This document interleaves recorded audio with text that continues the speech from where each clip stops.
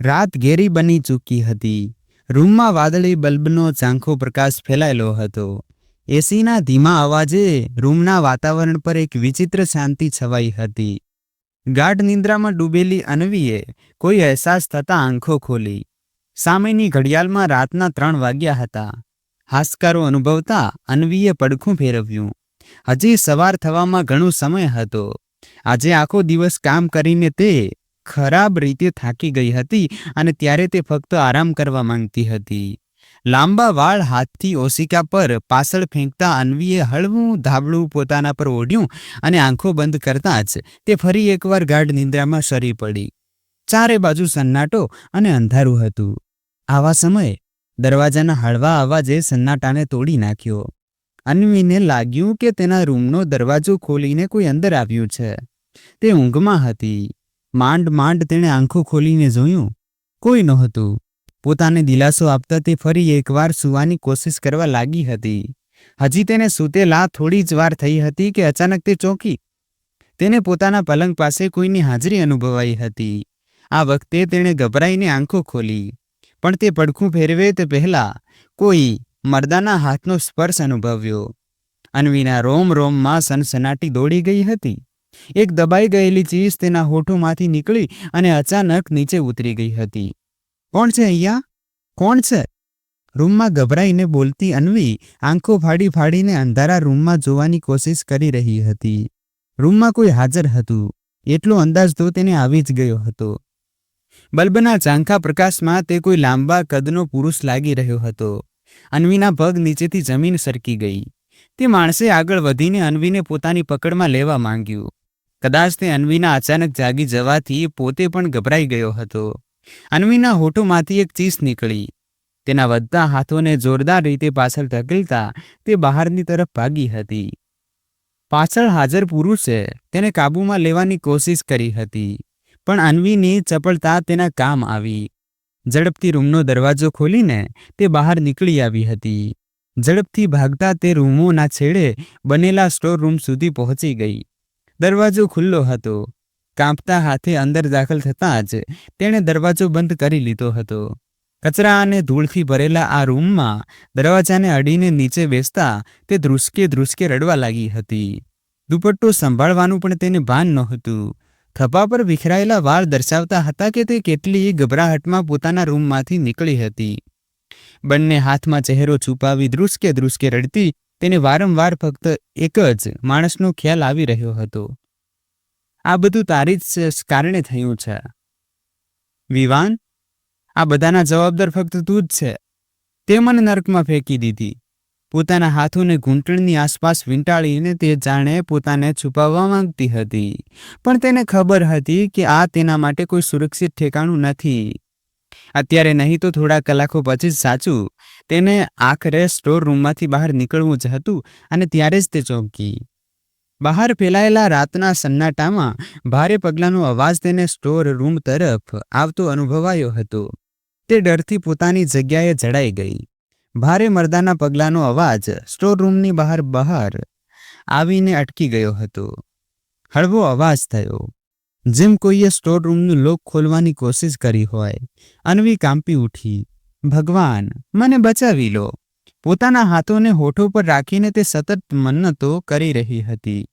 બહાર ઊભેલા માણસને કદાચ અહેસાસ થઈ ગયો હતો કે સ્ટોર રૂમનો દરવાજો અંદરથી લોક છે. બહારથી ખોલવાથી નહીં ખુલે. થોડીવાર કોશિશ કર્યા પછી નિરાશ થઈને તેણે હાથ પાછળ ખેંચી લીધા અને અન્વીને ત્યાં જ અવાજ સંભળાયો. આજે તો બચી ગઈ છે, ફરી કેવી રીતે બચશે? આગલી વાર હું પૂરી વ્યવસ્થા કરીને આવીશ. આગલી વાર નહીં છોડું. શબ્દોના અંતમાં ઘૃણાસ્પદ હાસ્ય હસતા તે જવા માટે પાછળ ફરી ગયો હતો. પગલાંનો અવાજ સ્ટોર રૂમથી દૂર થયો તો તેની આંખો આંસુઓથી ભરાઈ ગઈ. પોતાના પર તેને મર્દાના હાથનો સ્પર્શ યાદ આવ્યો તો એકવાર ફરી તે ગભરાઈ ઉઠી. તે મને મફતનો માલ બનાવી દીધી છે વિવાન. પોતાની હથેળીઓથી આંખોને સાફ કરતા તેણે ફરી એકવાર ઘૂંટણમાં પોતાનો ચહેરો છુપાવી લીધો હતો. તેને ખબર હતી સવારનો સૂરજ નીકળે તે પહેલા સુધી તેને અહીંયા જ આ જ સ્ટોર રૂમમાં બંધ રહેવું હતું.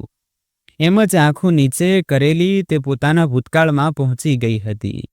વધારે નહીં, બસ 2 મહિના જ તો જૂની વાત હતી. જિંદગી કેટલી હસીન હતી. કોલેજ સાથે જવાના ટ્રીપ માટે તેણે પિતાજીને કેટલી વિનંતીઓ કરી હતી. મને તો કોઈ વાંધો નથી, પોતાની માને પૂછી લો. તેમણે હસતા કહ્યું તો તે માં પાછળ પડી ગઈ હતી. આટલે દૂર એકલી છોકરીને મોકલવાની ભલા શું જરૂર છે? માં ગુસ્સે થઈ રહી હતી. કોલેજવાળા 2 દિવસના ટ્રીપ પર જઈ રહ્યા હતા અને અન્વી તેમની સાથે જવા માંગતી હતી. આટલા વર્ષોમાં તે પહેલાં ક્યારેય કોઈ ટ્રીપ પર ગઈ નહોતી. આ જ કારણ હતું કે તે ખૂબ ખુશ હતી. આંખોમાં ગુસ્સો લઈને તે હોલના સોફા પર બેઠી હતી. જ્યારે પિતાજીના ફોનની ઘંટડી વાગી. સ્મિત કરતાં તેમણે ફોન કાન પર મૂકી દીધો. ભાઈ, બીજું તો કોઈ મુશ્કેલી નથી, બધું બરાબર તો છે. બસ આપણી અન્વીને ટ્રીપ પર જવું છે અને તેના માટે જીદ કરી રહી છે. હું અને તારી ચાચી તો બિલકુલ પરવાનગી નથી આપી રહ્યા, તે ફોન પર સ્મિત કરતા કહી રહ્યા હતા. એ જ પળમાં અન્વીને અંદાજ આવી ગયો કે તે કોની સાથે વાત કરી રહ્યા છે.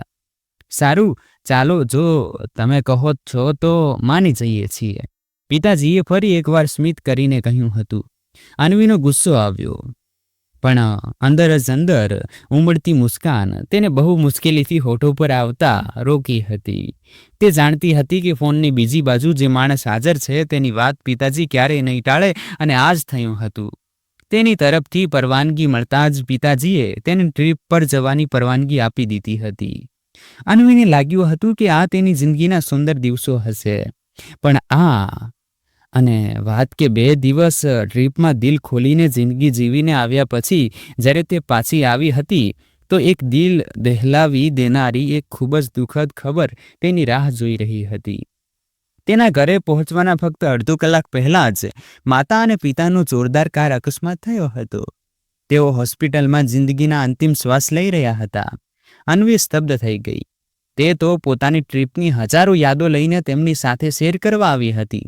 પણ કિસ્મતે તો એવી બાજી પલટી હતી કે તેને આંખમાંથી આંસુ પાડવાનું પણ યાદ ન રહ્યું હતું. ફક્ત 1 કલાક પછી જ બંનેના પાર્થિવ શરીર ઘરે પહોંચી ચૂક્યા હતા. બંનેની હાલત એટલી ખરાબ હતી કે હોસ્પિટલ પહોંચ્યાના 10 મિનિટ પછી જ તેમનું મૃત્યુ થઈ ગયું હતું. અન્વીના માથા પર તો આભ તૂટી પડ્યું. માતા અને પિતા બંનેના મૃતદેહ વરંડામાં રાખેલા હતા. તે ખામોશ નિગાહોથી તેમને જોતી વિચારી રહી હતી કે પહેલાં કોનો શોક કરે. સગા સંબંધીઓ ભેગા થવા લાગ્યા હતા. મારી દીકરી, આ રીતે ચૂપ રહેવું સારી વાત નથી. તેની એકમાત્ર માસીએ તેને ગળે લગાડીને રડવાની કોશિશ પણ કરી. પણ અન્વી અવિશ્વાસભરી નજરોથી સામે જ જોઈ રહી હતી. કોઈએ તેના માથા પર લાવીને સફેદ ચાદર ઉઢાડી દીધી હતી. તે રડવા માંગતી હતી, ધ્રુસકે ધ્રુસકે રડવા માંગતી હતી, પણ કોઈ પોતાને ગળે લાગીને. પણ ત્યાં પોતાનું કોણ હતું? અન્વીએ પલટીને પોતાના બધા સગા સંબંધીઓ તરફ જોયું. બધા પોતપોતાની વાતોમાં વ્યસ્ત હતા. કોઈને તેના માતા પિતાના મૃત્યુનું દુઃખ નહોતું. કારણ ફક્ત એ હતું કે તેના પિતાએ મા સાથે પોતાની મરજીથી લગ્ન કર્યા હતા. તેમના ખાનદાનવાળાઓને માને ન તો ક્યારેય સ્વીકાર્યા હતા અને ન જ તેમના મૃત્યુ પર કોઈ દુઃખી હતું. આ જ હાલ માના ખાનદાન તરફ પર હતો. તેની એક માસી સિવાય કોઈ અંતિમ સંસ્કાર પર નહોતું આવ્યું. માસી પણ એટલા માટે આવી હતી કારણ કે તે પોતે સંતાનથી વંચિત હતી અને અન્વીનું દુઃખ તેમના દિલને ચીરી રહ્યું હતું. અહીં ઉઠાવવાનો સમય આવ્યો તો અન્વીએ બેજાન નજરોથી આસપાસ જોયું અને તેને તે નજર આવી ગયો જેને તે ક્યારની શોધી રહી હતી. અર્થીને ખભા આપતો તે પોતાના દુઃખની ચરમસીમા પર હતો. તે વિવાન હતો, તેના કાકાનો દીકરો, જે તેનો જીવનસાથી હતો. બાળપણથી લઈને આજ સુધી તેણે વિવાનનું નામ જ પોતાના નામ સાથે સાંભળ્યું હતું અને તેણે પોતાની આંખોમાં તેના માટે હજારો સપના સજાવ્યા હતા. તેને વિશ્વાસ હતો કે તેને દુઃખમાં જોઈને તે પોતાને રોકી નહીં શકે. તે જે આજ સુધી વાત નહોતો કરતો, આ દુઃખ ભર્યા પ્રસંગે તો આવીને તેને પોતાનો ખભો જરૂર આપશે. તે કોઈ પારકો તો નહીં, તેની પત્ની હતી. પણ અન્વીની વિચાર ખોટી સાબિત થઈ. અર્થીને ઉઠાવીને બહાર નીકળતા તેણે એક નજર પણ અન્વી પર નાખવાનું યોગ્ય ન માન્યું હતું. બંને હાથમાં ચહેરો છુપાવી તે ધ્રુસકે ને ધ્રુસકે રડી પડી. તેને પોતાનું દુઃખ એકલા જ ભોગવવાનું હતું. તેને આ વાત સમજાઈ ગઈ હતી. સગા સંબંધીઓ 2 દિવસ સુધી ઘરમાં જમા હતા અને તે પછી ધીમે ધીમે બધા જવા લાગ્યા. પિતાજી સારી સરકારી નોકરી પર હતા. ઘર પણ સરકાર તરફથી મળેલું હતું, જે તેમના મૃત્યુના તરત જ પછી પાછું લેવામાં આવનારું હતું. પહેલી વાર અન્વીને માતા પિતાના મૃત્યુ ઉપરાંત પણ કોઈ મુશ્કેલીએ ઘેરી. પોતાની આટલા વર્ષોની જિંદગીમાં તેણે ક્યારેય રૂપિયા પૈસાની ચિંતા નહોતી કરી. માતા પિતાએ તેને ખૂબ સારી રીતે ઉછેરી હતી, દરેક સુવિધા તેને આપી હતી, પણ હવે આગળ શું કરવું તેને કંઈ સમજાતું નહોતું. ઘર ખાલી કરવાનો નોટિસ તેના હાથમાં હતો. તેની આંખોમાં બેચેની છવાઈ રહી હતી. હું હવે ક્યાં જઈશ આ ઘરમાં? હું એકલી તો નથી રહી શકતી. માથા પર કરચલીઓ પાડીને તે પરેશાનીથી વિચારી રહી હતી. ત્યારે જ માસી અંદર દાખલ થઈ. તેમની સાથે અન્વીની એક ફોઈ પણ હતી. આજે એહસાન કરતા તે પણ અફસોસ કરવા માટે આવી હતી. હવે અન્વીનું શું કરવું છે? આ એકલી યુવાન છોકરી આ ઘરમાં તો નથી રહી શકતી. તે આટલી સુવિધાઓ સાથે છે. મેં સાંભળ્યું છે કે તે ટ્રીપ પર પણ ગઈ હતી. જ્યારે અમારા ખાનદાનની છોકરીઓ તો ઘરની બહાર બજારમાં પણ પુરુષો સાથે જાય છે. બુઆએ નાક ચડાવીને કહ્યું હતું. અન્વી માથું ઝુકાવીને રહી ગઈ. અરે કરવું શું છે? મા બાપ વગરની છોકરીને અહીં થોડીને છોડી શકું છું. હું તેને મારી સાથે લઈ જઈશ. તમને લોકોને તેના સંતાનમાં રસ હોય કે ન હોય, પણ મને તો છે. તે મારા ઘરે જઈને રહેશે. માસીની વાત સાંભળીને અન્વીએ બેચેનીથી માથું ઊંચક્યું હતું. બુઆ તો માસીની વાત પર શાંત થઈ ગઈ હતી, પરંતુ અન્વીના શ્વાસ તેના ગળામાં જ અટકી ગયા. માસીના ઘરે કેમ? તે પોતાના ઘરે જવા માંગતી હતી.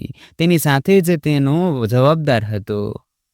અન્વીએ બેચેનીથી વાત બદલી. તે દિવસે એવી રીતે ગયો હતો કે ફરી પાછો ફર્યો જ નહોતો. અન્વીની આંખોમાં ભીનાશ આવવા લાગી અને ત્યારે જ દરવાજા પર અવાજ થયો. અન્વીની સાથે બુઆ અને માસીએ પણ ફરીને જોયું હતું.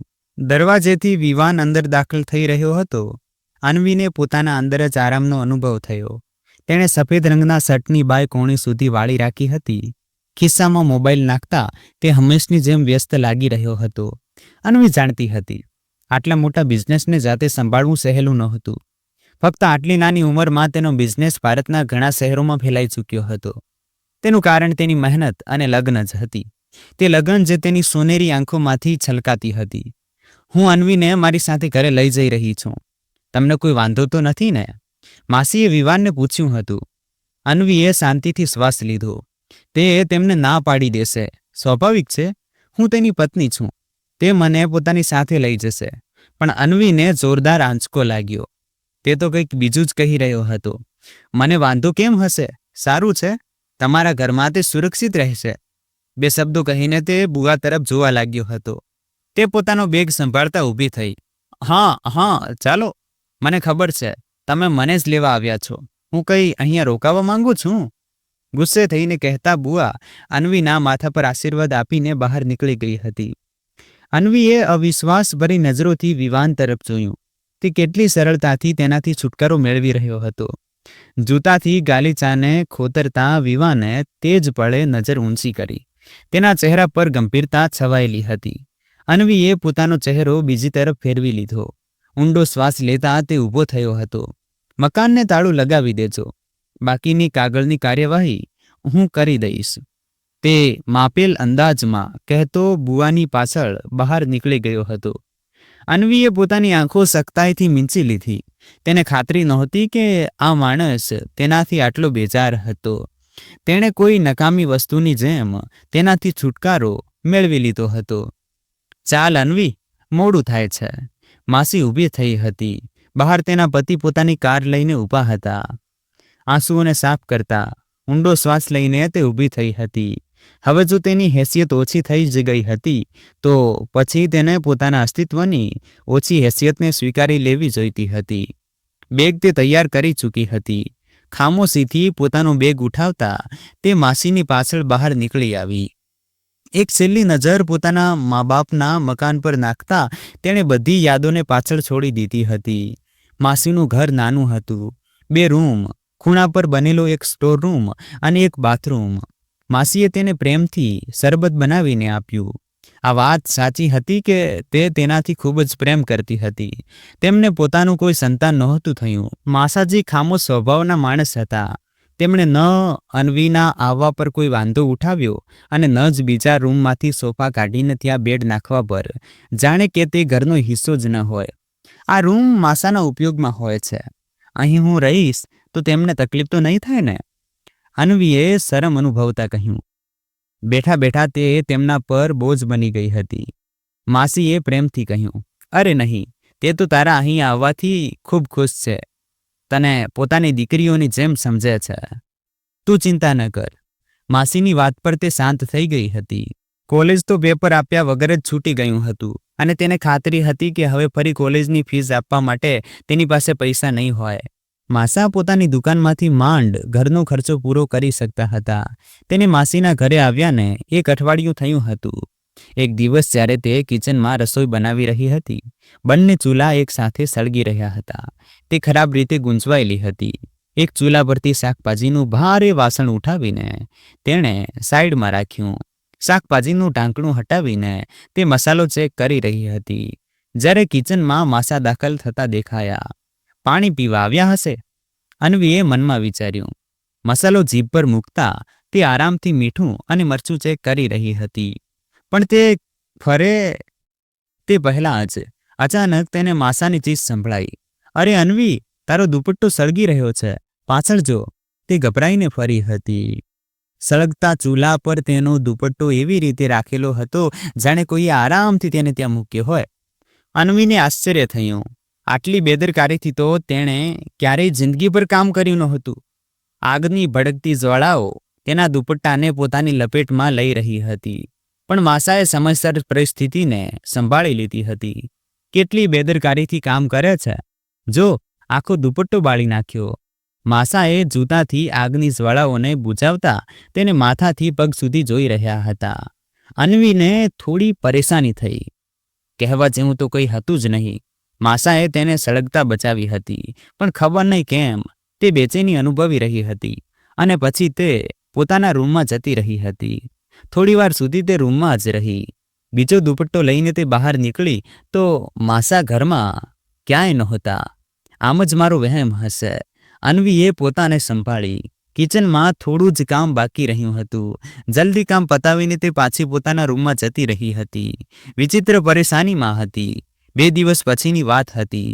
અચાનક જ બપોરના સમયે માસીની તબિયત ખરાબ થઈ ગઈ. તેમનું બીપી ખૂબ જ ઓછું થઈ ગયું હતું. માસા ઘરમાં હતા. તેમણે ઝડપથી ગાડી કાઢી અને માસીને હોસ્પિટલ લઈ ગયા. અન્વી એકલી ઘરમાં પરેશાન થઈ રહી હતી. માસીની તબિયત માટે તે બેચેન હતી. વારંવાર તે તેમના સ્વસ્થ થવા માટે પ્રાર્થના કરી રહી હતી. સાંજનો સમય હતો જ્યારે દરવાજે ટકોરા પડ્યા. અન્વીએ ગભરાઈને દરવાજો ખોલ્યો તો સામે માસા ઊભા હતા. તારી માસી તને યાદ કરી રહી છે, ચાલ તને હોસ્પિટલ લઈ જાઉં, તેમણે કહ્યું. અન્વીએ રાહતનો શ્વાસ લીધો. તે એકલી ઘરમાં તેમની સાથે રહેવા માંગતી નહોતી. ઝડપથી ચાદર ઓઢીને તે બહાર આવી તો માસા પોતાની બાઇક પર તેની જ રાહ જોઈ રહ્યા હતા. તમારી કાર ક્યાં છે? અન્વીએ આશ્ચર્યથી પૂછ્યું. કાર તો ત્યાં જ હોસ્પિટલમાં જ પાર્ક કરી દીધી હતી. તે લોકો વારંવાર ગાડી કાઢવા નથી દેતા ને? માસાએ સહજતાથી જવાબ આપ્યો. અન્વીને થોડું વિચિત્ર લાગ્યું. એવી કઈ હોસ્પિટલ હોય છે જે વારંવાર ગાડી કાઢવા પર રોક લગાવે? પણ તે ચૂપ રહી અને ખામોશીથી માસા સાથે ચાલી નીકળી. ખબર નહીં કેટલી વાર સુધી માસા બાઇક ચલાવતા રહ્યા. અન્વીએ અનુભવ્યું કે બાઇક ખૂબ ધીમી ગતિએ ચાલી રહી હતી. શું હોસ્પિટલ બહુ દૂર છે? અન્વીને હળવી ગભરાહટ થવા લાગી. નહીં, દૂર તો નથી. ચાલ તને જ્યુસ પીવડાવું, માસાએ કહ્યું અને એક જ્યુસની દુકાન સામે બાઇક રોકી દીધી. અન્વી ખરાબ રીતે ગભરાઈ ગઈ. નહીં માસા, મને જ્યુસ નથી પીવું. માસી બીમાર છે, મને તેમની પાસે લઈ ચાલો. તેના અવાજમાં હવે સ્પષ્ટ નારાજગી હતી. માસા થોડી ક્ષણ તેને જોતા રહ્યા હતા. પછી ખભા ઉછાળીને કંઈ પણ બોલ્યા વગર બાઇક પર ફરી બેસી ગયા. પણ તેમના અંદાજમાં હવે ગુસ્સો હતો. માસી તો બીજા દિવસે ઠીક થઈને ઘરે પાછી આવી ગઈ, પણ અન્વીને હવે વિચિત્ર બેચેની થવા લાગી હતી. માસા આસપાસ હોય તો તે પોતે અસહજ અનુભવતી. તેને લાગતું જાણે કોઈ સતત તેને જોઈ રહ્યું છે. માસી તો પોતાના કામમાં મગ્ન રહેતી. તે ગભરાઈને માસા તરફ જોતી તો તે કાં તો પોતાના મોબાઈલમાં મગ્ન હોય કે આમ તેમ જોઈ રહ્યા હોય. ખબર નહીં મને શું થઈ ગયું છે. તે પરેશાનીથી પોતાની જાત સાથે વાતો કરવા લાગતી. તેને ખબર હતી કે તેની સુંદરતા તેના માટે કોઈ ને કોઈ મુસીબત ઊભી જરૂર કરશે. તે સાંજે પોતાની કોલેજની જૂની ચોપડીઓ કાઢીને ખાલી નજરોથી તેમને જોઈ રહી હતી, જ્યારે અચાનક જ જોરદાર વરસાદ શરૂ થયો. ખુશગવાર અહેસાસ હેઠળ તેણે રૂમના દરવાજેથી બહાર જોયું. માસી આરામ કરી રહ્યા હતા. પલભરમાં છમછમ વરસતા વરસાદે આખા આંગણાને ભીંજવી દીધું હતું. તાર પર પડેલા કપડાં સમેટીને તે ફટાફટ અંદર લઈ જ આવી હતી. મોટરને પણ છુપાવી દીધી હતી. બાકી કોઈ એવું કામ નહોતું જે જરૂરી હોય. થોડી જ વારમાં તેના કપડાં ભીંજાઈ ગયા હતા. તે કપડાં બદલવાનું વિચારી જ રહી હતી જ્યારે દરવાજે અવાજ થયો. તેણે ફરીને જોયું તો માસા ઊભા હતા. તે કહેવા લાગ્યા, બહાર આંગણામાં બહુ માટી છે. વરસાદનું પાણી જમા થઈ રહ્યું છે. જલ્દીથી સાફ કરી દે. તે કહેતા બહાર આંગણામાં જઈને ઊભા થઈ ગયા હતા. અન્વીએ થોડી ક્ષણ વિચાર્યું. તે તેમના ઘરમાં એક બોજની જેમ રહી હતી. તેમના કામો પર વાંધો ઉઠાવવો યોગ્ય નહોતો. ખામો સીધી દુપટ્ટો ફેલાવીને પોતાના પર લેતા તે બહાર નીકળી આવી. બહાર વરસાદ તેજ હતો. તે સફાઈ કરવા દરમિયાન માથાથી પગ સુધી ભીંજાઈ રહી હતી. આંગણામાંથી માટી સાફ થઈ ગઈ, પણ વરસાદ તો હજી પણ વરસી રહ્યો હતો. તેણે લાચારીથી માસા તરફ જોયું, જે પલક ઝબકાવ્યા વગર તેને જોઈ રહ્યા હતા. માસા, વરસાદ થઈ રહ્યો છે, સાફ કરવાની શું જરૂર છે? તેણે કહ્યું. પણ માસાએ કોઈ જવાબ ન આપ્યો. પગલાં ભરતા તેની બરાબર આવીને ઊભા થઈ ગયા હતા અને કહ્યું, મારી સાથે લગ્ન કરીશ? અન્વી, તારી માસી એક વાંઝણી સ્ત્રી છે. તે મને સંતાનની ખુશી આપી શકતી નથી. તું જુવાન છે, સુંદર છે, અને સાચું કહું તો મારું તારા પર દિલ આવી ગયું છે. જો તું હા પાડે તો હું તને આ ઘરની રાણી બનાવીને રાખીશ. તારી માસીને ડિવોર્સ આપી દઈશ. માસાની વાત પર અન્વીએ ફાટી આંખોએ તેમને જોયું. કાંપતા પગલે પોતાના હાથ છોડાવતા એકદમ પાછી ફરીને પોતાના રૂમ તરફ ભાગી હતી. તેને કેટલી વાર સુધી ખાતરી નહોતી થઈ કે બહાર શું થયું હતું. હે ભગવાન, આ બધું શું છે? બંને હાથોથી પોતાનું માથું પકડીને તે ધ્રુસકે રડવા લાગી હતી. તેને વિવાન યાદ આવવા લાગ્યો. આખી રાત તેની પડખું બદલતા પસાર થઈ ગઈ હતી. તેને કંઈ સમજાતું નહોતું. સવારે થતાં જ તે માસી પાસે ગઈ હતી. મને મારો મોબાઈલ આપો, મારે કંઈ કામ છે. માસીએ આશ્ચર્યચકિત થઈને પોતાનો મોબાઈલ તેને પકડાવી દીધો. આજ પહેલાં તો અન્વીએ ક્યારે મોબાઈલ માગ્યો જ નહોતો. તેના ચહેરા પર પરેશાનીઓ છવાયેલી હતી. મોબાઈલ રૂમમાં લઈને આવતા તેણે ધડકતા હૃદયે માસીનો ફોન ચેક કર્યો. તેમાં ક્યાંય પણ વિવાનનો નંબર સેવ નહોતો. અન્વીને નિરાશા થઈ અને પછી અચાનક જ તેના મગજમાં વિચાર આવ્યો. તે પ્રખ્યાત બિઝનેસમેન હતો, એટલો વ્યસ્ત રહેતો હતો. ચોક્કસ તેની કોઈ પ્રોફાઇલ તો હશે જ. કાંપતા હાથે તેણે સોશિયલ મીડિયા પર વિવાનને સર્ચ કર્યો. થોડીવાર પછી તેની હસતી મુસ્કુરાતી ઘણી તસવીરો સામે આવી ગઈ હતી.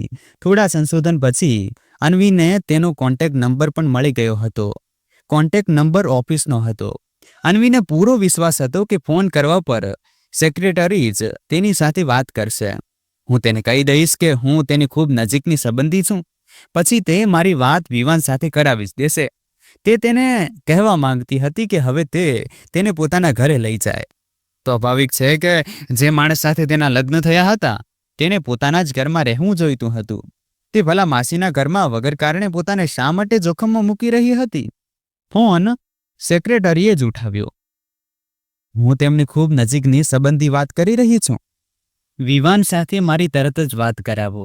અવાજમાં આત્મવિશ્વાસ લાવતા અન્વીએ તેને આદેશ આપ્યો. સેક્રેટરીએ શાંતિથી લાઈન કનેક્ટ કરી દીધી હતી. અન્વી ધડકતા હૃદય સાથે ફોન કાન પર લગાવીને બેઠી રહી. થોડી જ વાર પછી તેનો અવાજ આવ્યો હતો. જી, કોણ વાત કરી રહ્યા છો આપ? અવાજ થાકેલો હતો, જેને ખબર નહીં તે કેટલો વ્યસ્ત હોય. જી, હું અન્વી વાત કરી રહી છું. અન્વીએ ધડકતા હૃદય સાથે તેને જવાબ આપ્યો હતો.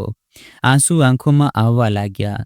તે વિચારી જ રહી હતી કે કેવી રીતે તેને પોતાની બધી વાર્તા સંભળાવે કે તેણે ઉત્સાહ વગર જવાબ આપ્યો. કોણ અન્વી? જુઓ મેડમ, જૂઠું બોલીને મારી સાથે વાત કરવાની કોશિશ ન કરો. હું એક વ્યસ્ત વ્યક્તિ છું. જો તમને કોઈ પણ પ્રકારની આર્થિક મદદ જોઈતી હોય તો સેક્રેટરીને કહી દો. ચેરિટી ફંડમાંથી તમારી મદદ કરી દેવામાં આવશે. આ વાત બોલતા જ તેણે કોલ કાપી દીધો હતો. અન્વી આશ્ચર્યથી બેસી રહી. સામે દિવાલ પર નજર માંડીને તેને પોતાને કોઈ અસામાન્ય વસ્તુ જેવી લાગી, જેને વિવાને પોતાની જિંદગીમાંથી ખરાબ રીતે કાઢી નાખી હતી. તેને તો મારું નામ પણ નથી ખબર. તે તેની જ જીવન સંગીની હતી. જ્યારે પિતાજીના કહેવા પર તેણે વિવાન સાથે લગ્ન માટે હા પાડી હતી, પરંતુ તેને યાદ પણ નહોતું કે તેની જીવન સંગીની કોઈ બીજાના ઘરમાં દિવસો વિતાવી રહી હતી. માસી પોતાનો મોબાઈલ પાછો માંગી રહી હતી. તેમને કોઈને ફોન કરવો હતો. કામતા હાથે અન્વીએ તેમને મોબાઈલ પાછો આપી દીધો. તેનો ચહેરો જોઈને તે ચોંકી. શું વાત છે? તને કંઈ થયું છે? પણ અન્વીએ ના કહેતા પાછી પોતાના રૂમમાં જતી રહી હતી. તેની પાસે હવે અહીંથી બચીને જવાનો કોઈ રસ્તો નહોતો. સાંજે માસાના ઘરે આવતા પહેલા જ તે ગભરાઈને પોતાના રૂમમાં આવી ગઈ હતી. બીજે દિવસે માસી તેને પોતાની સાથે બજાર લઈ ગઈ. માસા ઘરમાં એકલા હતા. આ કારણે તે ઘરમાં ન રોકાઈ. સાંજ સુધી બજારમાં ફર્યા પછી જ્યારે તે ઘરે આવી તો થાકથી અન્વીની કમર તૂટી રહી હતી. તે બસ પોતાના રૂમમાં જઈને સૂઈ જવા માંગતી હતી. માસી પાસેથી પરવાનગી લેતા તે રૂમમાં આવી. દરવાજો લોક કરતા તે ખરાબ રીતે ગભરાઈ ગઈ. લોક ખરાબ થઈ ચૂક્યું હતું. ઘણી વાર ફેરવવા છતાં પણ દરવાજો લોક ન થયો. અન્વીના પગ નીચેથી જમીન સરકી ગઈ. સવાર સુધી તો આ લોક બિલકુલ બરાબર હતું, તો પછી હવે આ કેવી રીતે? તે વારંવાર દરવાજો ખોલી અને બંધ કરી રહી હતી. જ્યારે તેની નજર બહાર બેઠેલા માસા પર પડી. અન્વીને જોઈને તેણે એક સ્મિત આપ્યું. અન્વીના હોશ ઉડી ગયા. આ હરકત તેમની હતી. તેને સારી રીતે ખબર પડી ગઈ હતી. આજે તેમણે માસી અને અન્વીના ઘરે ન હોવાનો ફાયદો ઉઠાવ્યો હતો. હે ભગવાન, વિવાન, તે આ બધું શા માટે કર્યું? તું મને શા માટે ભૂલી ગયો? પોતાની લાચારીનો વિચાર કરતા તે ત્યાં જ દરવાજા પાસે બેસી ગઈ હતી. રાત્રે ખબર નહીં કયો સમય હતો જ્યારે અકળાયેલી કમર સાથે તે ઊંઘમાં જ ઉઠીને બેડ પર જઈને સૂઈ ગઈ હતી. થાકેલા હોવાને કારણે ખરાબ લોકની વાત તેના મગજમાંથી નીકળી ગઈ હતી. આ જ કારણ હતું કે રાત્રે જ્યારે રાજેશ દરવાજો ખોલીને અંદર દાખલ થયો હતો તે ખરાબ રીતે ગભરાઈ ગઈ હતી. અને હવે સ્ટોરમાં બેઠા બેઠા અન્વીની આંખો પથરાઈ ગઈ. સવાર થઈ તો તે ઊંડો શ્વાસ લેતા દરવાજો ખોલીને બહાર નીકળી આવી. માસી નિયમિતપણે પૂજા કરતી હતી. અન્વીએ જઈને તેમને જગાડ્યા અને પોતે પણ પૂજા કરવા લાગી. હું નોકરી કરવા માંગુ છું. માસી સામે નાસ્તો મૂકતા તેણે ધીમા અવાજમાં કહ્યું તો તે આશ્ચર્યચકિત થઈ ગઈ. તારી બધી જરૂરિયાતો તો પૂરી થઈ રહી છે બેટા, પછી નોકરીની શું જરૂર છે? અન્વી પોતાના આંસુ છુપાવીને રહી ગઈ. હવે તેમને શું કહેતી કે તે નોકરી એટલા માટે શોધવા માંગે છે જેથી ચૂપચાપ આ ઘર છોડીને કોઈ હોસ્ટેલમાં શિફ્ટ થઈ જાય. હવે તે વધુ આ ઘરમાં રહી શકતી નહોતી. માસીને ભલા શું વાંધો હોઈ શકે?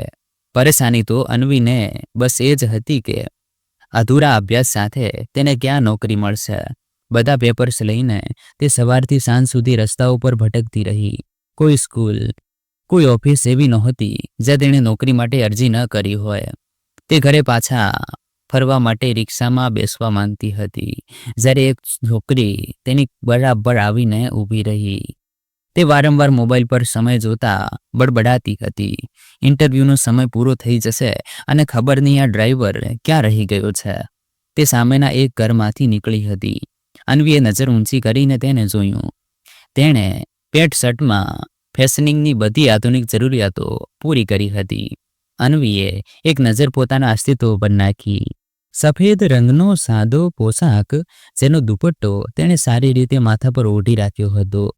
મોટી મોટી આંખોમાં થાક સ્પષ્ટ દેખાઈ રહ્યો હતો. છોકરી સામે ગાડી આવીને ઊભી રહી તો છોકરીએ તેની સાથે એકવાર સરનામું કન્ફર્મ કર્યું. તે શહેરની એક પ્રખ્યાત કંપનીનું સરનામું હતું. નામ સાંભળેલું લાગે છે. જો ત્યાં કોઈ નોકરીની સંભાવના છે તો મારે પણ ત્યાં જવું જોઈએ. અન્વીએ વિચાર્યું, કદાચ ત્યાં નોકરી મળી જાય. એક છેલ્લો પ્રયાસ કરી જોવામાં શું વાંધો છે? લાચારીથી વિચારતા અન્વીએ ફરી એકવાર રિક્ષાવાળાને રોકવાનો ઈશારો કરી દીધો હતો. રિક્ષામાં બેસતા જ્યારે તે ઓફિસ સામે ઊભી રહી તો આકાશના પડછાયા ઘેરા થવા લાગ્યા હતા. હવે તો ઇન્ટરવ્યૂનો સમય પણ પૂરો થઈ ગયો હશે, બલકે હવે તો ઓફિસનો સમય જ પૂરો થવાનો છે. અન્વીએ હાથમાં પહેરેલી ઘડિયાળમાં સમય જોયો. 5 વાગવામાં ફક્ત 10 મિનિટ બાકી હતી. તે ઝડપથી સીડીઓ ચડીને ઉપર આવી. બાકી ઇન્ટરવ્યૂનો સમય પૂરો થઈ ચૂક્યો હતો. જે છેલ્લા 1-2 ઉમેદવાર હતા તે પણ ખુશી ખુશી બહાર નીકળી રહ્યા હતા. અન્વી સેક્રેટરી પાસે પહોંચી. શું હું ઇન્ટરવ્યૂ આપી શકું છું? સેક્રેટરીએ એક નજર તેને જોઈ. માથાથી પગ સુધી તેના દેખાવનો અભ્યાસ કર્યો. કદાચ તે સમજી ગઈ હતી કે અન્વી જરૂરિયાતમંદ છે. તેણે ફોન ઉઠાવીને અંદર બેઠેલા પોતાના બોસ સાથે વાત કરી. તારું નસીબ સારું છે કે આજે કંપનીના માલિક ઇન્ટરવ્યૂ લઈ રહ્યા છે. તેમને જરૂરિયાતમંદોની મદદ કરવાનો થોડો શોખ પણ છે. તું અંદર જઈ શકે છે, ખુશમિજાજી અંદાજમાં કહેતા સેક્રેટરીએ તેને અંદરનો રસ્તો બતાવી દીધો હતો. અન્વી ઊંડા શ્વાસ લેતા દરવાજા સુધી ચાલી આવી. અહીંયા આવતા પહેલા મોજ ધોઈ લેતી. થોડો તો સારો ઇમ્પ્રેશન પડતો. આખો દિવસ બહાર ફર્યા પછી ખબર નહીં શું હાલ થયો હશે. પોતાને શાંત કરતા તેણે ચહેરા પર મુસ્કુરાહટ સજાવી અને રૂમમાં દાખલ થઈ. સામે ખુરશી પર બેઠેલો કંપનીનો માલિક ફાઇલ જોઈ રહ્યો હતો. સર, અન્વીએ નમસ્કાર કર્યો તો સામે બેઠેલા માણસે માથું ઊંચક્યું અને અન્વી ત્યાં જ સ્થિર થઈ ગઈ. તે વિવાન હતો, તેનો પતિ, જેના કારણે તે આજે રસ્તા ઉપર ધક્કા ખાતી અહીં પહોંચી હતી. એક પળમાં અન્વીના હોઠો પરથી મુસ્કુરાહટ ગાયબ થઈ ગઈ. આપ? તેના હોઠોમાંથી નીકળ્યું. વિવાન બેજાર ચહેરાથી તેને જોઈ રહ્યો હતો. તું અહીંયા શું કરી રહી છે? તેની નજરોમાં આશ્ચર્ય હતું. અન્વી હોઠ બીડીને રહી ગઈ. આંખોમાં પાણી ઉતરવા લાગ્યું. બધી લાચારી, બધા જુલમ આંખો સામે ઘૂમી ગયા. અચાનક જ તે ફરી અને દરવાજો ખોલીને બહાર નીકળવા લાગી. ઝડપથી પોતાના આંસુ લૂંછતી તે લિફ્ટ તરફ વધી રહી હતી. ત્યારે જ કોઈએ તેનો હાથ પકડ્યો. અન્વી, ક્યાં જઈ રહી છે? તું અહીંયા કેમ આવી છે? જણાવતો ખરી. તે બીજું કોઈ નહીં, વિવાન જ હતો. ઓફિસમાં હાજર બધા લોકો આશ્ચર્યચકિત હતા. કેટલાક તો તેની ઇજ્જતમાં ઊભા પણ થઈ ગયા. અન્વીએ ફરીને તેને જોયું. બસ આમ જ ભૂલથી આવી ગઈ. નહોતી ખબર કે આ ઓફિસ તમારી છે, નહીંતર ક્યારેય ન આવતી. ધીમા અવાજમાં કહીને તેણે ફરીથી પોતાનો હાથ છોડાવવાની કોશિશ કરી. વિવાને ફરીને પોતાના સ્ટાફ તરફ જોયું. ઊંડો શ્વાસ લીધો. મારી સાથે આવ. તેનો હાથ પકડીને તે સીડીઓ ઉતરીને નીચે આવી ગયો. શું થયું છે તને અન્વી? કોઈ પરેશાની છે? માસીએ કહ્યું હતું નોકરી કરવા માટે. નોકરી શોધવી હતી તો મને જણાવી દેતી, હું પૈસા મોકલી દેતો. આખરે તું મારા સંબંધીની દીકરી છે. કંપનીની બહાર નીકળતા વિવાને સહજતાથી કહ્યું. અન્વીએ માથું ઊંચું કરીને તેની આંખોમાં જોયું. શું તે ખરેખર તેમના સંબંધને ભૂલી ચૂક્યો હતો? લાગતું તો એવું જ હતું. અન્વી હોઠ બીડીને રહી ગઈ. સારું, ચાલ, જો તને નોકરી જોઈએ છે તો મારી પાસે પર્સનલ આસિસ્ટન્ટની ખાલી જગ્યા છે. તું હોશિયાર છે, કરી લઈશ. આજકાલ તેના જ ઇન્ટરવ્યૂ ચાલી રહ્યા છે. એમ કર, અત્યારે ઘરે જા અને કાલે સવારે આવી જજે. નરમ અવાજમાં કહેતા વિવાને જાણે તેના પર ઉપકાર કર્યો હોય. અન્વીએ તેને નફરતભરી નજરથી જોયું અને ઝડપથી પોતાનો હાથ છોડાવીને સામેથી પસાર થતી રિક્ષામાં બેસી ગઈ. વિવાને તેને જતા જોઈ અને ઊંડો શ્વાસ લેતા બબડ્યો. ખબર નથી તું શું ચાહે છે અન્વી? પછી તે પાછો ઓફિસ તરફ વળી ગયો. અન્વી ઘરે પહોંચી તો માસા ઘરે આવી ચૂક્યા હતા.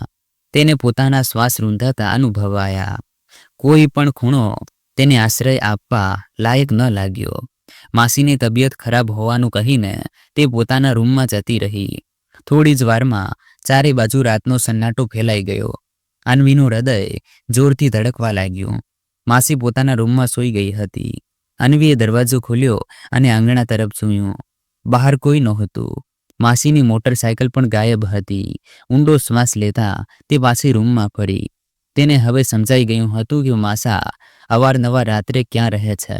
કદાચ આજે પણ બહાર જ છે. તે આખા દિવસની થાકેલી હતી અને બસ સૂઈ જવા માંગતી હતી. તેણે લોક ફેરવીને ચેક કર્યું પણ તે ખરાબ થઈ ચૂક્યું હતું. ડરતા ડરતા તેણે પોતાને પથારી પર નાખી. આંખો ખુલ્લી હતી પણ ઊંઘ આવવા લાગી હતી. દરેક અવાજ પર તે ચોંકી ઉઠતી. લાગતું જાણે કોઈ દરવાજો ખોલી રહ્યું હોય, પણ ત્યાં કોઈ નહોતું. તે ઘણીવાર સુધી જાગતી રહી, પણ થાકેલી હોવાને કારણે આખરે તેને ઘેરી લીધી અને ધીમે ધીમે તેની આંખો બંધ થઈ ગઈ. ખબર નહીં રાતનો કયો બહોર હતો જ્યારે એક વિચિત્ર અહેસાસે તેને જગાડી દીધી. અન્વી ગભરાઈને ઉઠી બેઠી. એક પડછાયો ત્યાં હાજર હતો. અન્વી ગભરાહટમાં પથારી પરથી નીચે ઉતરી. ક્યાં ભાગી રહી છે? સમજાતું નથી તું મારાથી દૂર કેમ જાય છે? હું તારી સાથે લગ્ન કરવા માંગુ છું. એમાં ખરાબી શું છે? મારામાં શું કમી છે? ફક્ત થોડી ઉંમર વધારે છે. તે રાજેશ હતો. હળવા અવાજમાં તેના ચહેરાનું સ્મિત સ્પષ્ટ દેખાઈ રહ્યું હતું. અન્વીનો ચહેરો પીળો પડી ગયો. મારા પર દયા કરો, ભગવાન ખાતર, હું પરણેલી છું. તેના હોઠોમાંથી તૂટેલા ફૂટેલા સ્વર નીકળ્યા. રાજેશ હસ્યો. લગ્ન? તે જે તને પૂછતો પણ નથી. જાણે છે કેટલો અમીર છે તે. તારા જેવી છોકરીઓને મોં પણ નથી લગાડતો હોય અને તું તેના નામે બેઠી છે. લગ્ન તો ફક્ત મારી સાથે જ થશે. અન્વીએ હિંમત ભેગી કરીને જવાબ આપ્યો અને વીજળીની ઝડપે રૂમમાંથી બહાર નીકળી આવી. તેનો છેલ્લો આશ્રય ફક્ત સ્ટોર રૂમ હતો. ત્યાં જઈને તે ધ્રુસકે ધ્રુસકે રડી પડી અને એક મોટો નિર્ણય કરી લીધો હતો. તેને વિવાનની નોકરી સ્વીકારવી જ હતી. થોડા પૈસા કમાઈને તે પોતાના માટે એક અલગ મકાનનો ઇંતજામ તો કરી જ લેશે. આ કડવો ઘૂંટડો તો તેને ગળવો જ હતો. સવાર સુધી તે ત્યાં જ સ્ટોર રૂમમાં બેઠી રહી અને જ્યારે દિવસ ચડ્યો તો તે સ્ટોર રૂમમાંથી બહાર નીકળી. શુક્ર હતો કે માસીએ તેને ત્યાંથી નીકળતા ન જોઈ. તે તેમનું દિલ તોડવા માંગતી નહોતી. તેમને રાજેશની અસલિયત જણાવીને આ લગ્નથી નિરાશ કરવા માંગતી નહોતી. શાંતિથી તૈયાર થઈને તે ઘરેથી નીકળી આવી. બરાબર અડધા કલાક પછી તે વિવાનની સામે ઊભી હતી. તેની આંખોમાં વિરાની હતી. આજે તેણે આસમાની રંગનો સુંદર જોડો પહેરી રાખ્યો હતો.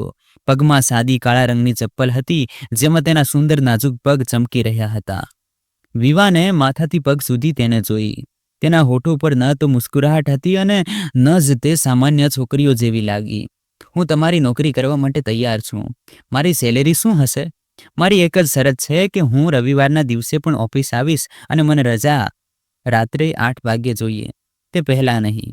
તેણે બે ટૂંક અંદાજમાં વિવાન સામે પોતાની શરતો મૂકી. વિવાન આશ્ચર્યભરી નજરોથી તેને જોતો જ રહી ગયો, પરંતુ અન્વીના ચહેરા પર એટલી ઉદાસી હતી કે તે ચાહવા છતાં પણ કંઈ પૂછી શક્યો નહીં. અચાનક તે ચોંક્યો. હું તને જણાવવાનું તો ભૂલી જ ગયો કે મારી આજે સાંજે ફ્લાઇટ છે. હું એક ડેલિગેશન સાથે બિઝનેસ ટ્રીપ પર જઈ રહ્યો છું. 10 દિવસની ટ્રીપ છે અને મારી પર્સનલ આસિસ્ટન્ટને પણ મારી સાથે જ જવાનું હતું. એટલા માટે જ આટલી ઇમરજન્સીમાં હાયરિંગ કરી. હવે કારણ કે તું મારી પર્સનલ આસિસ્ટન્ટ છે તો તારે પણ મારી સાથે જ જવું પડશે. હું તારી પણ ફ્લાઇટની ટિકિટ મારી સાથે જ બુક કરાવી લઉં છું. તને તૈયારીમાં કેટલો સમય લાગશે? તેના કહેવા પર અન્વી પોતાની જગ્યાએ ચઢાઈ ગઈ. તેની સાથે બિઝનેસ ટ્રીપ પર જવાનું. તે તો ક્યારેય ટ્રેનમાં પણ બેઠી નહોતી અને હવે તે તેને વિમાનમાં પોતાની સાથે લઈ જવાની વાત કરી રહ્યો હતો. અન્વીના દિલમાં એક ધડકન ઉઠી, પરંતુ સામે બેઠેલો માણસ એટલો બેદરકાર હતો કે તે કોઈ ખુશી અનુભવી શકી નહીં. મને તૈયારીની કોઈ જરૂર નથી, બે ટૂંક અંદાજમાં કહેતી તે ઓફિસમાંથી બહાર નીકળી આવી હતી. તેને તેની જગ્યા બતાવી દેવામાં આવી હતી. સાંજ સુધી તેણે બધી કાગળની કાર્યવાહીઓ પૂરી કરી લીધી. વિવાને તેને ડ્રાઈવર સાથે ઘરેથી બેગ લેવા મોકલ્યો તો માસી ખૂબ આશ્ચર્યચકિત થઈ. આ કેવી નોકરી છે અન્વી, જેને જોઈન કરતા જ તારે દેશની બહાર જવું પડી રહ્યું છે? માસીએ પૂછ્યું. પરંતુ અન્વીએ તેમને જણાવવાનું યોગ્ય ન સમજ્યું કે તે વિવાન પાસે નોકરી કરી રહી છે. નોકરીઓ આવી જ હોય છે માસી, તમે ચિંતા ન કરો. કંઈક તો કરવું જ છે ને, મારા પર ભરોસો રાખો. માસીએ તેને આશીર્વાદ આપ્યા અને તે પોતાનો બેગ લઈને ઘરેથી બહાર આવી ગઈ. શુક્ર હતો કે તે વખતે માસા ઘરે નહોતા. તેના બેગમાં ગણતરીના થોડા જોડા હતા જે તેણે મા બાપની જિંદગીમાં બનાવ્યા હતા. ડ્રાઈવર તેને લઈને સીધો એરપોર્ટ પહોંચી ગયો.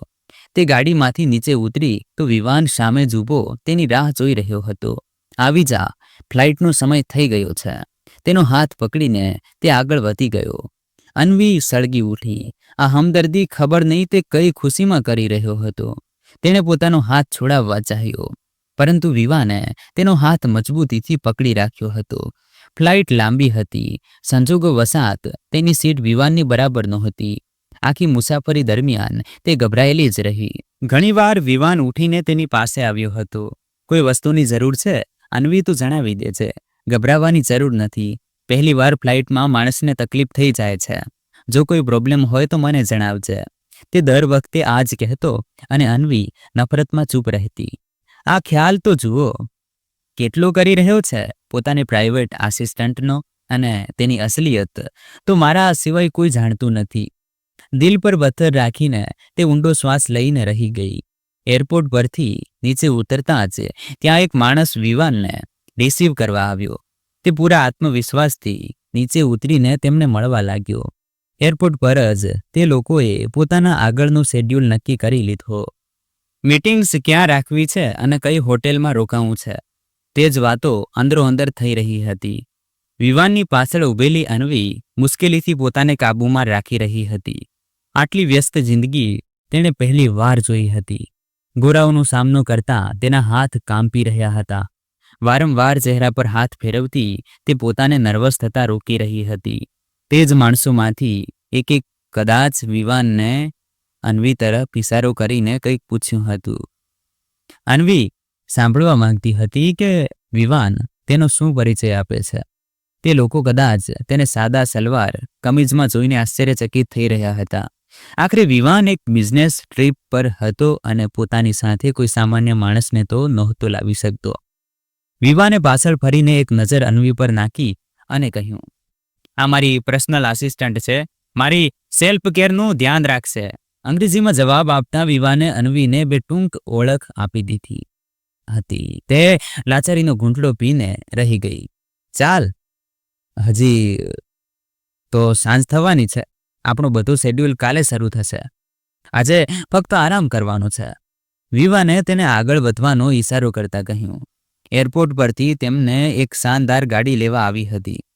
હોટલના રૂમોનું પહેલાથી જ બુકિંગ હતું.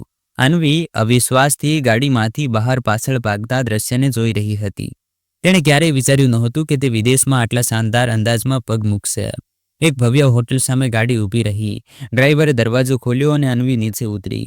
તે ચૂપચાપ વિવાનની પાછળ પાછળ ચાલવા લાગી, કારણ કે તેને હજી સુધી એ જ જણાવવામાં આવ્યું નહોતું કે તેને શું કરવું છે કે ક્યાં જવાનું છે. કાઉન્ટર પર રોકાઈને વિવાને રૂમની ચાવી માંગી. અન્વીના દિલમાં એક આશા હતી કે કદાચ તે તેને એક પત્નીનો દરજ્જો આપશે. કદાચ તે તેમના માટે એક જ રૂમ બુક કરશે. પણ તેની આશાઓ તે વખતે તૂટી ગઈ જ્યારે વિવાને તેના હાથમાં ચાવી પકડાવતા કહ્યું, આ તારા રૂમની ચાવી છે. આપનો રૂમ બાજુમાં જ છે. સમયસર સૂઈ જજે. કાલે સવારે જરૂરી મીટિંગ છે. તે ખાલી નજરોથી તેને જતા જોઈ રહી. મુસાફરીનો થાક અને અંદરનો દુઃખ તેને જકડી લીધો હતો. વિવાને એક નજર જોવાનું પણ યોગ્ય ન માન્યું હતું. પોતાને સંભાળતા તે પોતાના રૂમ તરફ આગળ વધી. ચાવીથી દરવાજો ખોલ્યો. અંદર પગ મૂક્યો તો આંખો ચમકી ઉઠી. આટલો સુંદર રૂમ તેણે જિંદગીમાં પહેલી વાર જોયો હતો. બારીમાંથી નીચેનું દ્રશ્ય સ્પષ્ટ દેખાઈ રહ્યું હતું. કપડાં બદલીને જ્યારે તે બાથરૂમમાંથી બહાર નીકળી તો રૂમ સર્વિસવાળો જમવાનું આપી ગયો હતો. અન્વીએ શાંતિથી જમવાનું ખાધું અને બેડના કિનારે ટેકો લગાવીને બેસી ગઈ. લાંબા વાળ ખુલ્લા હતા. આંખોમાં આંસુ તરી રહ્યા હતા. પોતાની જાત વિશે વિચારતા ક્યારે તેની આંખ લાગી ગઈ તેને ખબર પણ ન પડી. કદાચ તેને સૂતા થોડી જ વાર થઈ હતી કે દરવાજે ટકોરા પડ્યા. એક વારના ટકોરા તેણે અનછૂણ્યા કર્યા, પણ બીજી અને ત્રીજી ટકોર પર તે ગભરાઈને ઉઠી બેઠી. દરવાજો ખોલ્યો તો આશ્ચર્યચકિત થઈ ગઈ. બહાર વિવાન ઊભો હતો, લાલ રંગનો કોટ પહેરીને, પૂરી રીતે બહાર જવા માટે તૈયાર. અરે આ શું, તું અહીં આવીને સૂઈ ગઈ? ફરવું નથી શું? તેના ચહેરા પર મુસ્કુરાહટ હતી. અન્વીએ ચોંકીને તેને જોયું. પછી કટાક્ષભર્યા અવાજમાં બોલી, પોતાની પર્સનલ આસિસ્ટન્ટને ફરવા કોણ લાવે છે? મીટિંગ તો સવારે છે ને. વિવાન તેને જોઈને જ રહી ગયો. થોડી સેકન્ડ પછી તે બેકાબૂ થઈને હસ્યો. સારું, ચાલ આ પહેરીને આવ. તેની તરફ વિવાને કંઈક લંબાવ્યું. અન્વીએ જોયું તે એક લેડીઝ ઓવરકોટ હતો. તે પૂરી તૈયારી સાથે આવ્યો હતો. અન્વીના હૃદયને કંઈક થવા લાગ્યું. ધીમેથી ગરમ ઓવરકોટ પહેરતા તેણે વિવાને આપેલી ટોપી પણ માથા પર પહેરી લીધી હતી. મને ખબર હતી કે તને મુસાફરીનો અનુભવ નથી અને વિદેશ તું પહેલીવાર આવી રહી છે. તને ખબર નહોતી કે અહીંનું હવામાન કેવું છે. તારા બેગને જો ઈચ્છે તો સંભાળીને રાખી દે. હું તારા ઉપયોગની બધી વસ્તુઓ લઈને આવ્યો છું. હસતા સ્વરમાં કહેતા તેણે હાથથી તેને આગળ વધવાનો ઈશારો કર્યો હતો. અન્વી અવિશ્વાસભરી નજરોથી તેને જોતી રૂમમાંથી બહાર નીકળી આવી હતી. હોટલના કોરિડોરમાંથી પસાર થતાં તેઓ બહાર રોડ પર આવ્યા તો અન્વીએ આશ્ચર્યનો એક જોરદાર આંચકો લાગ્યો અન્વીને. તેણે વિચાર્યા વગર પોતાનું માથું ઊંચું કરીને આકાશ તરફ જોયું. રૂના નાના નાના ગોળાના રૂપમાં આકાશમાંથી બરફ પડી રહ્યો હતો. સ્નોફોલ તેના હોઠમાંથી નીકળી પડ્યો. શું સ્નોફોલ પહેલીવાર જોઈ રહી છે કે શું? વિવાને આશ્ચર્યથી કહ્યું. અન્વી તો હજી પણ મગ્ન હતી. આકાશમાંથી પડતા બરફને જોઈ રહી હતી. અન્વી, આ મોસમનો પહેલો સ્નોફોલ છે. આવી જા. વિવાને તેની તરફ પોતાનો હાથ લંબાવ્યો. અન્વીએ આશ્ચર્યથી તેના લંબાવેલા હાથને જોયો તો તેની આંખોમાં આંસુ આવી ગયા. મારે પાછા ચાલવું જોઈએ. હું અહીં એક બિઝનેસ ટ્રીપ પર આવી છું. કાલે સવારે મીટિંગ છે અને મને મીટિંગ અટેન્ડ કરવા માટે બોલાવી લેજો. આ સિવાય મારો તમારી જિંદગીમાં કોઈ દખલ નથી. કડવા અવાજમાં કહેતી તે ફરવા લાગી હતી. ત્યારે વિવાને અચાનક તેનો હાથ પકડીને તેને પોતાની તરફ ખેંચવાની અસર હતી કે શું? ફરતા જ અન્વીનો ઓવરકોટ સહેજ ખસી ગયો. તેની સફેદ ગરદન દેખાવા લાગી અને ત્યારે જ વિવાનની નજર તેની ગરદન પર લાગેલા તે 3 કસાઈ ગયેલા નિશાનો પર પડી. આ શું છે? આ કેવા નિશાન છે? તેણે અચાનક આગળ વધીને તે 3 નિશાનોને આંગળીઓથી સ્પર્શ કર્યો. અન્વી પોતાની જાતમાં સંકોચાઈને 2 ડગલા પાછળ હટી. કંઈ નહીં, આ તો બસ એમ જ. તેણે ઓવરકોટમાં પોતાની ગરદન છુપાવવા ચાહી, પરંતુ વિવાનની નજરોમાં પ્રશ્નો ઉતરી આવ્યા હતા. નહીં, એમ કેવી રીતે? સ્પષ્ટ દેખાઈ રહ્યું છે કે કોઈએ તારી ગરદન પકડવાની કોશિશ કરી હતી. આ કોણે કર્યું છે? તેણે અન્વીનો હાથ પકડીને ફરીથી તે નિશાનોને ધ્યાનથી જોયા હતા. અન્વીની આંખોમાં પાણી ઉતરવા લાગ્યું. હું કહું છું ને, જવા દો, બસ કંઈ નથી. તે બહુ મુશ્કેલીથી પોતાના આંસુઓ પર કાબૂ મેળવતી ધીરજના છેલ્લા પડાવમાં હતી. તે વિવાન સામે કમજોર પડવા માંગતી નહોતી, પરંતુ તે ભાગે તે પહેલા વિવાને તેને પકડીને બરાબર પોતાના સામે ઊભી કરી દીધી હતી. અન્વીની ધીરજ ખૂટી ગઈ. તે ઘણા મહિનાઓથી એકલી લડતા થાકી ગઈ હતી. અચાનક જ ધ્રુસકે રડતા તેણે જ્યારે હાર માની લીધી. વિવાનના ચહેરા પર તેને રડતી જોઈને આશ્ચર્ય થયું. ધીમેથી તેણે અન્વીને પોતાની સાથે લગાડી લીધી હતી. કેમ રડી રહી છે અન્વી? કેમ મને પરેશાન કરી રહી છે? પ્લીઝ જણાવ તો ખરી, તને શું થયું છે? તેનો અવાજ છેલ્લે ધ્રુજી ગયો હતો. શું ફરક પડે છે તમને કે કોઈ મારી સાથે શું કરે? આ રાજેશે કર્યું છે. આ સિવાય પણ ઘણું બધું કરી ચૂક્યો છે તે, અને ઘણું બધું કરવા માંગતો હતો. ખબર નહીં ભગવાને મને કેવી રીતે સુરક્ષિત રાખી, અને આ બધું ફક્ત એટલા માટે કારણ કે તમે મને અનાથની જેમ છોડી દીધી હતી. શું તમને યાદ નથી કે હું તમારી પત્ની છું? લગ્ન કર્યા હતા તમે મારી સાથે. ભલે પહેલાના જ લગ્ન સાચા, પણ કોઈ સંબંધ તો છે આપણા વચ્ચે. જો તમારે આ સંબંધ ચાલુ ન રાખવો હોય તો પતાવી દો, પછી છૂટાછેડા આપી દો મને, જેથી હું શાંતિથી જીવી તો શકું. તમે તો મને ક્યાંય ન રાખી. તેના છાતી પરથી માથું ઊંચકીને તેણે આંસુ ભરી નજરોથી વિવાનને પૂછ્યું હતું. તે ચૂપચાપ ઊભો જ રહી ગયો. આ કોણે કર્યું છે? બાકીની વાતો તો જાણે તેણે અવગણી દીધી હતી. અન્વીએ પોતાના આંસુ સાફ કર્યા. કોઈ નહીં. મફતના માલને દરેક જણ ઉઠાવીને હજમ કરવાની કોશિશ કરે છે. તેણે ફરવા ચાહ્યું, પરંતુ વિવાને તેને ફરી એકવાર પોતાની પકડમાં લીધી હતી. એમ ન કહે, હું આ માણસને આ જમીન પર રહેવા લાયક નહીં છોડું. અને તને આ કોણે કહી દીધું કે મેં તને છોડી દીધી છે? ના તો તું નકામી કોઈ વસ્તુ છે, અને ન જ તું મારી પત્ની છે, વિવાનની પત્ની, અને એક દુનિયા તને જાણે છે. મેં તને તારા મા બાપના મૃત્યુ પછી ડિસ્ટર્બ કરવાનું યોગ્ય ન સમજ્યું. મને લાગ્યું તું પોતાની માસી સાથે તેમના ઘરે જવા માંગે છે. તે ક્યારેય મારી સાથે બરાબર વાત ન કરી. કદાચ આપણા વચ્ચે ઉંમરનો એટલો ફરક હતો કે તને ક્યારેય હું સારો જ ન લાગ્યો. તું ખૂબ સુંદર છે અને કહે છે તો લોકો મને પણ સુંદર જ કહે છે, પરંતુ હું તારા સામે પોતાને કંઈ નથી સમજતો. ફક્ત એટલા માટે જ મેં તારી તરફ ક્યારેય મારા પગલાં ન વધાર્યા. હું ચાહતો હતો કે તું તારું ભણતર પૂરું કરી લે, માસીના ઘરે રહેતા થોડું પોતાને મા બાપના મૃત્યુના આઘાતમાંથી બહાર કાઢી લે. તે પછી હું યોગ્ય રીતે આપણી વિદાય કરાવી શકું. અને તને તો એ પણ ખબર નથી કે મેં વિદાય માટે હોલ પણ બુક કરાવી લીધો છે. હવે મારા મા બાપ તો રહ્યા નથી જે પોતે આવીને મારી વિદાયની વાત કરતા. મને જાતે જ આવવું પડ્યું. હા, હું આવ્યો પણ હતો, પરંતુ તારા એ જ માસાએ મને દરવાજેથી જ ભગાડી દીધો. તેમણે કહ્યું કે અન્વી અત્યારે લગ્ન કરવા નથી માંગતી. મને લાગ્યું કદાચ તે આ જ ચાહ્યું હશે, પરંતુ આજે સમજાયું કે અસલિયત કંઈક બીજી જ હતી. વિવાનના અવાજમાં લાચારી હતી. અન્વીએ છલકાઈ ગયેલી આંખોથી તેની તરફ જોયું. શું આ બધું સાચું છે? જાણે તેનો અવાજ કાંપી રહ્યો હતો. વિવાને તેની તરફ જોયું. તું મને એટલો ખરાબ સમજે છે કે હું તને ભૂલી જઈશ? તું મારી પત્ની છે અન્વી. હું તને કોઈ બીજાના ભરોસે કેવી રીતે છોડી શકું? મેં તો ફક્ત તારી મરજીનું માન રાખ્યું હતું, અને હવે જ્યારે તું કહી રહી છે કે આ તારી મરજી નહોતી બલકે કોઈ બીજાએ તને મજબૂર કરી, તો હવે જોજે પોતાની પત્ની તરફ આંખ ઉઠાવનારાઓનું પરિણામ શું આવે છે. અન્વી તેને જોઈને કંપી ઉઠી. તેને પહેલી વાર એવું લાગ્યું જાણે તે હવે ખરેખર સુરક્ષિત છે. જાણે વર્ષોથી જે માથે છત નહોતી તે આજે મળી ગઈ. વિવાને તેને પોતાની પાસે ખેંચી અને હળવા સ્મિત સાથે કહ્યું, તને બિઝનેસનું કંઈ ખબર નથી, તેમ છતાં તને સાથે લાવ્યો કારણ કે તું મારી પત્ની છે. હું તને દુનિયા બતાવવા માંગતો હતો, પોતાનો બનાવીને પૂરી રીતે. વિવાનની વાતોમાં જે આત્મીયતા હતી તેણે અન્વીનું માથું ચૂકાવી દીધું. તેને વિશ્વાસ નહોતો થતો કે આટલું બધું આટલી જલ્દી બદલાઈ શકે છે. 10 દિવસની ટ્રીપ સપના જેવી હતી, અને જ્યારે તેઓ બંને ભારત પાછા ફર્યા તો અન્વીની આંખોમાં હવે ડર નહીં, ભરોસો અને પ્રેમ હતો. એરપોર્ટ પરથી સીધા વિવાન તેને લઈને માસાના ઘરે પહોંચ્યો. આંગણામાં રાજેશ ખુરશી પર બેઠો હતો. અંદર ઘૂસતા જ વિવાનનો ગુસ્સો ફાટી નીકળ્યો. તેણે રાજેશનો કોલર પકડ્યો, એક જોરદાર થપ્પડ મારી અને ગર્જના કરતા બોલ્યો, જો મારી પત્ની તરફ ફરીથી જોયું પણ ને તો એવું પરિણામ કરીશ કે ખુદને પણ અરીસામાં નહીં ઓળખી શકે. છોડી રહ્યો છું હું કારણ કે તું તેની માની બહેનનો પતિ છે. વિવાનની આંખોમાં આગ હતી, પરંતુ જીભ પર નિયંત્રણ.